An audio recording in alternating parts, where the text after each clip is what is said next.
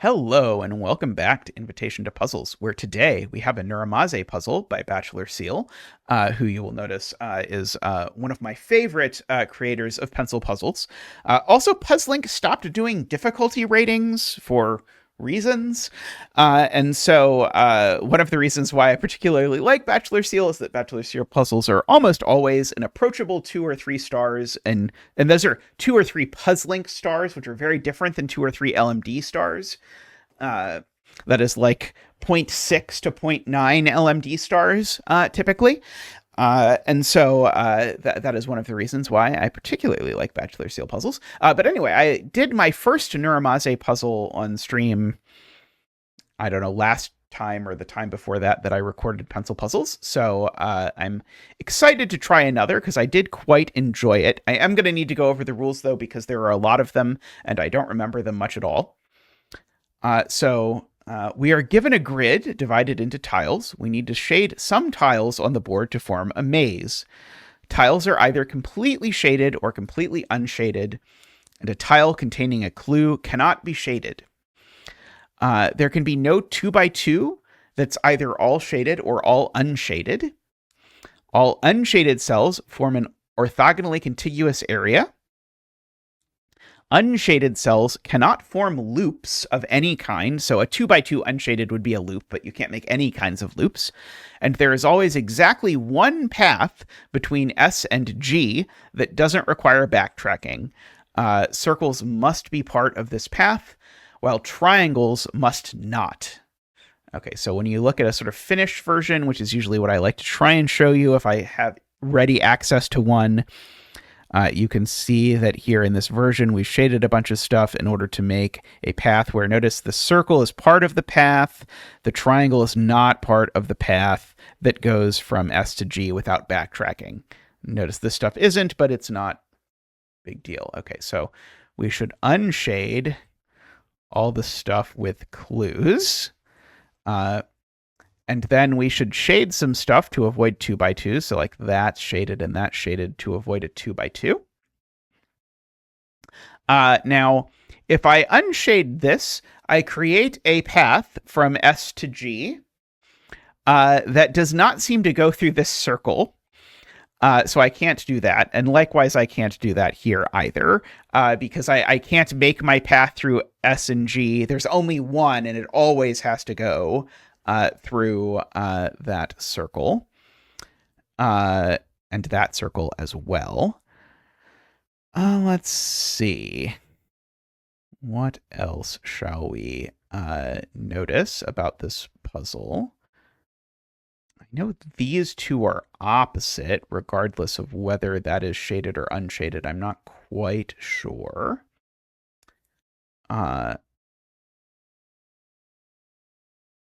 Okay. I know one of these two at least is shaded, and one of these two at least is shaded. Okay, do I know about this little conflagration? Do I know that one of these just immediately does not work? If I make this unshaded, shaded, or shaded, unshaded, does one of those combinations immediately scream out to you that that's not going to work? I'm not sure that it does to me. The G itself doesn't have to be a dead end, right? I don't think that's one of the rules. It was in this particular instance.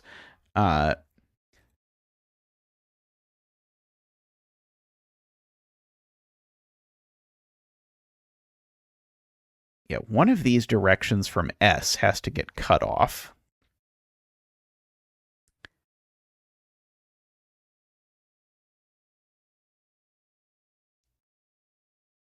Yeah, this definitely isn't on the path.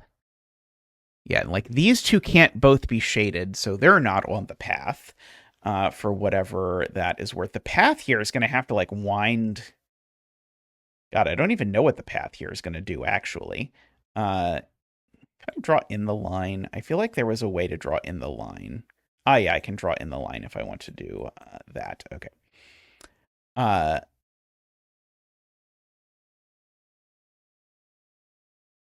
Okay, so the path definitely doesn't go through this cell. I don't know if I have a line no go here tool. I don't think I have a line no go here tool. But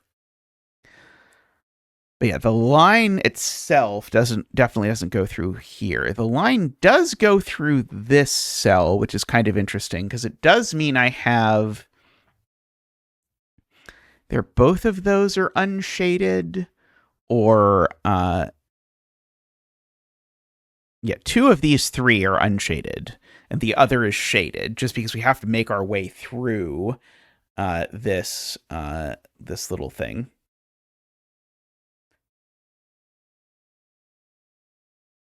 I'm becoming suspicious that if I'm supposed to path through this, it's going to be bad because of the fact that this is going to then be shaded, but maybe it's okay if we then sort of path around it. Actually, that might sound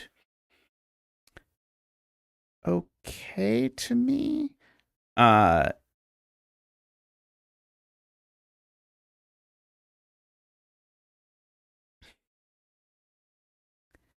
the if the path does go under here, it has to go sort of around like that, I guess. If this is on the loop, then well, sorry, let's do it on this side. If this is on the loop, because I don't visit that cell, it immediately creates a 2x2. So this cell's not on the loop. I don't have to visit every green cell, though, right? Or every green region? No, I do not have to visit every green region. So I know this is not on the loop, for what it's worth. Yeah, I don't think, unless there's a... No, I don't think I have a tool to say not on the loop. I guess I could pull up my little pen here and say, okay, this definitely isn't on the loop. This definitely isn't on the loop. But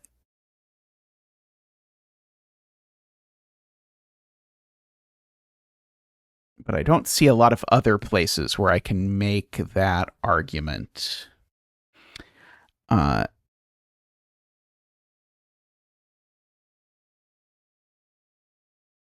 Which way am I going from this circle?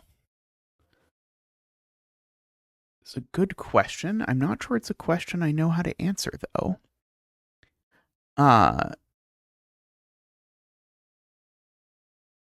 Like, I want to say that, like, this can't be green. I think I can actually argue that that cell can't be green. If this cell is green, oh, maybe what I'm actually arguing is that the loop can't go up from this circle. I think what I'm actually arguing is that the loop doesn't go up from this circle. Because if the loop goes up from this circle, then it's either going to go over this way, which creates a 2x2, or it's going to go that way, which creates a 2x2, and neither of those works. Oh, oops, I'm using the wrong... Right, so that doesn't work. So the loop doesn't go up. So that means that the loop, if the loop can't go to that tile, that if the loop can't go that way, then the loop can only go that way, which does indeed make that unshaded, which makes that shaded to avoid a thing. Avoid a 2x2. Now, this is unshaded because this loop segment needs to get out, and it needs to get out through there. So that's shaded, and we can draw our line. Oops. I was hoping that the auto would somehow figure out that I wanted that, but it did not. Okay, so we can draw our line over there. Like that. That's very interesting. The way that this triangle actually was sort of like responsible for the loop not being able to go here, which, by the way, still doesn't tell me right away, at least, that this cell isn't green. It just tells me the loop isn't going that way. Although I feel like if it was green, it would probably cause some issues. Let's see. Can I do anything similar?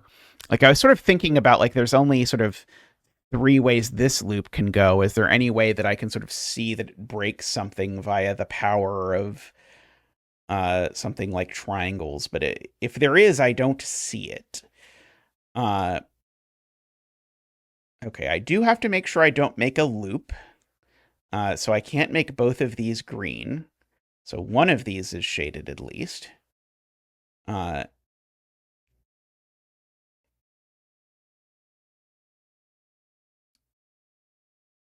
one of these ends is going to the S, and one of the ends is going to the G for whatever that is worth. I feel like I'm supposed to somehow know that like I can't make that green or I can't make that green because of how the S and the triangle are related or something like that, but I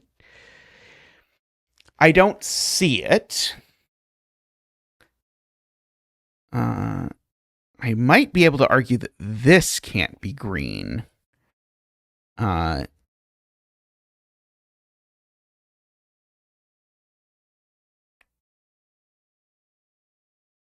I don't know though. Would be really nice if I knew that this. Well, I guess I don't even care what color. If I knew what color it was, it would be really convenient. From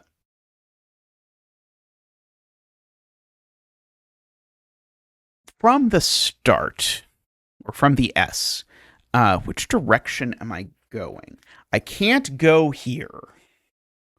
All right, the loop. This is, I guess, another thing that I just like. I can't ever have the loop go to this cell. This is unloopable.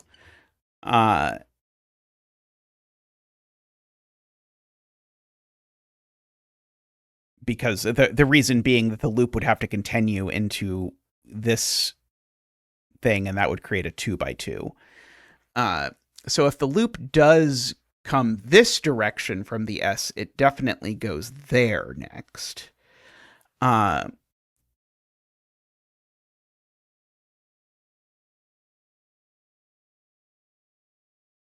see. Now, if this is green, it makes this black. If this is green, it makes this black. Is this being green somehow a fundamental issue with what it does to the world? Let's see. Create some black there. Create some black there.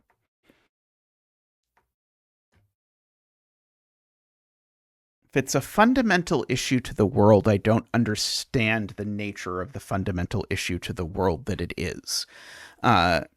Which is me very carefully not saying it's not a problem, just saying I don't understand the problem. Yeah,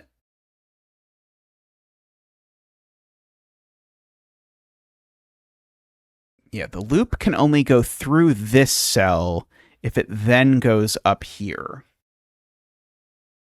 Oh no, the loop just can't go through this cell either. Okay. I'm going to try to actually keep track of these cells, the cells the loop can't go to. The loop can't go to this cell. I'm just going to put a little dot in the corner. If the loop goes to this cell again, then the loop needs to go through here, and that would create a 2x2 of green. Okay, likewise, we argued that this cell the loop cannot go to.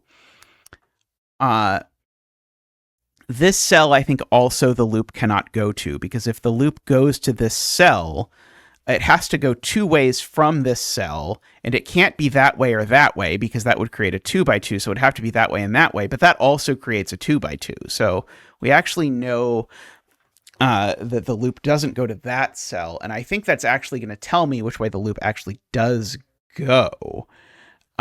Because now, if the loop actually went down here, it doesn't work. Yeah. Okay, yeah. This might have been easier than I was making it out to be, by the way.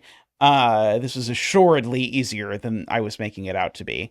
Yeah, you can go through all of the rigmarole I just did, or you can just say, if the loop goes down, where does it go next? And the answer is nowhere. Because if the loop goes down, now either left or right, I create a 2x2. So this argument was the sort of proto-zeta version of that argument that was the correct one. And so through this circle, we actually can learn we actually have to go that way and that way, which actually means that those are both in vogue like that. So that's shaded now. This is a dead end. This line continues over around here like this, which gives me a lot of unshaded nonsense. This is unshaded as well because of that 2x2 potential, which we would like to avoid. This is shaded because we don't want a 2x2, so the loop continues down to there, where this is unshaded, so that's shaded. And now we actually connect to the start. And there's only one line from the loop to the start, so we know that line must be that line. And so we also know that that cell is shaded, or that block is shaded, I suppose, because of that 2x2. That's unshaded because of that 2x2. This is shaded because otherwise we have a loop, and we're not allowed to have a loop. It's funny, in most puzzles you're required to have a loop, but in this puzzle you're not allowed to have a loop. Okay, this can't be unshaded for... There's a couple reasons you can say why this can't be unshaded. One of them is that we know it's possible to get from S to the circle. And if this were unshaded, I could go from S to the circle in some crazy way and then go back through here to get back to the S. And then I've shown that there's a loop in green. Or alternatively, you could say, I know there's a way to get from the circle to G, and so then if this were unshaded, I could go from S through the triangle, which I'm not allowed to do, to the circle to G. Neither of those works, so this is so that's shaded. I do know that this line continues. Now, this has to be shaded or I create a very small area of loop, which we shan't do. And so we can continue our line out this side. Come over to our shadings like that. This would assuredly make a loop going around the outside. And so now we have, in fact, actually connected this to the G. So there's our G path. Okay. Probably don't want this going around this way, huh? Okay. Here's another thing I can say about the loop. The loop doesn't come here, because if it did, it would come there. And that's bad because I've just created a 2x2 in green. So the loop doesn't go there. It goes there and then there. And then so that's green, which makes that black to avoid a 2x2. This can't be green because it would create a loop. So that is the black. There we go. Okay, so now we avoid a 2x2 there, avoid a 2x2 there, avoid a 2x2 of the other sort here, make sure green stays connected. Continue the line, and the line's unique path must not go through triangle. So we can avoid the triangle. Okay, we can make a 2x2 avoidance feature. Now, if the line goes through this cell, that's a disaster. Because if the line goes through this cell, we've now created a 2x2. And if the line went up, it would go through that cell. So the line doesn't do that. The line goes this way instead, which lets us green that and black that to avoid a 2x2.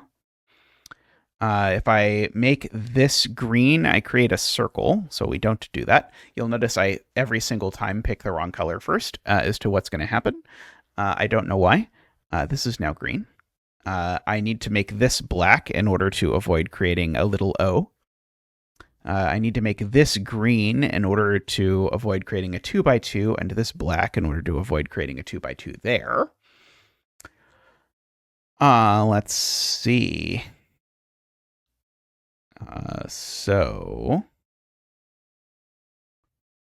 Okay. If this is black, it creates a kind of funny issue, because if this cell is black, then it forces the curve to bend up and around this triangle in a way that creates a 2x2. So this can't be black. It has to be green, which means that's black. Which means that my loop continues in this fashion under the triangle. Those are both green, and that's black to avoid my 2x2, which makes my line come up like that. Green, green, green. This is now black to avoid creating a little loop. This is black because connectedness. And now that's green because 2x2. And that's green because connectedness. And that's black because 2x2. The loop definitely doesn't come to this cell, because if it did, it would bounce off at the corner. And that would create a problem because it would create a 2x2. So we can come over here like that. So now that's green, so that's black to avoid a 2x2. And it says we're done, but we have not yet connected the thing, so we're going to finish it. This has to go this way, and now it can't go into that dead end, so it goes that way, and now we're done. Now the thing can celebrate, and we've done that. That was wonderful, and that's like exactly my perfect kind of puzzle, where I feel pretty lost for like 5 minutes at the beginning or something, where I'm like making slow progress, and then suddenly it starts to click and things start making sense. Like, it's really weird that this puzzle is unique, because like the grid seems like absolute nonsense, if I'm honest. Like all the ominoes are so tiny.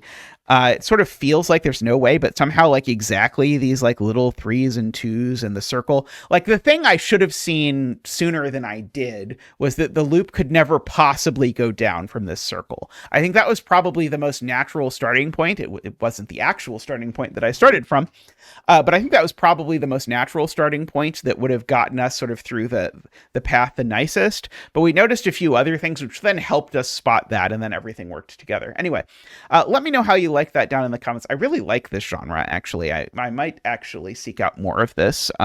Maybe Bachelor Seal has set some more. I'm really impressed, by the way, at how Bachelor Seal seems to set excellent puzzles in every pencil puzzle genre that exists.